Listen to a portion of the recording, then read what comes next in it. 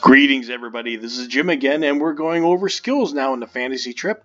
And, well, wait, what do we see here? Is this a lava map? Interesting stuff going on here. There's 6 people to a side, 6 warriors to a side. But wait, they're not all warriors. What is that? Are they wizards? 2 wizards in this? Well, yes, they are. But wait again. Are those 2 octopi in the fight? Well, yes, they are. Are we going to fight this right now? No, we're not. I just made this to show you what I'm going to do here in the future, just to wet your whistle. I'm going to go through this. I've already got a few battles that have gone through, but this one I've been doing a little bit here, and it's really a fun one. But right now, like I said, I just wanted to wet your whistle. But for right now, I said we were going to go through skills, so let's get right into it. And we've got that other hunter from the other future, and he's got 8 IQ points. Now, you might have remembered from another video about spells that wizards get 1 spell per IQ point. Okay? Now, the thing is about talents or skills, whatever you want to call them, is they range anywhere from 1 to 3 points. Okay? The reason that is because it's based on 2 criteria. One is the mental capacity to learn something. Otherwise, something like mathematics is going to be like a 13 or 14 IQ as opposed to like area knowledge, which is around an 8. All right. The second criteria is how much dedication does it take to maintain or learn.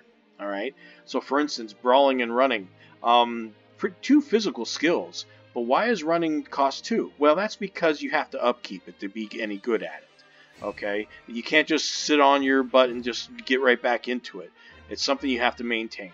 So, running, swimming, sex appeal, area knowledge, and of course, if you want to make your own skills up, if you can find as a game master a reason to do so in your campaign, go right ahead. So, yeah, lawn chair assessment, well, maybe Yor has a Home Depot in his future timeline.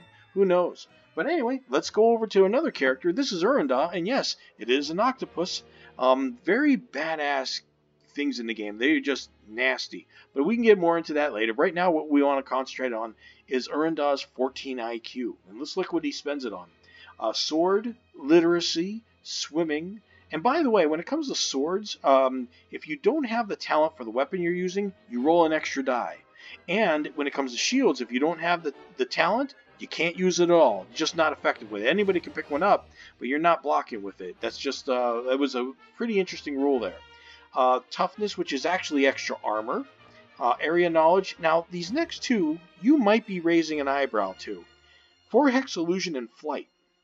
Wait a minute, Jim, you may say. Aren't those spells? Why, yes, they are. They are spells. In the game, anybody can learn spells. It just costs them 3 times as much. And just the same, wizards can actually learn talents. They just cost twice as much for them. So a sword would cost 4 points for a wizard. Now, why is this? Well, the wizards can obviously learn talents. It's just a matter of time and breaking them away from their normal routine of just concentrating on learning spells and upkeeping that. And when it comes to the normal people learning spells, it's just because it takes them longer because they're not attuned to magic in various ways, much like the wizards are. They're using it all the time. Well, your average person that only has a few spells does not. So that's what that's all about. And that is the basics for learning skills. And I'll see you next video.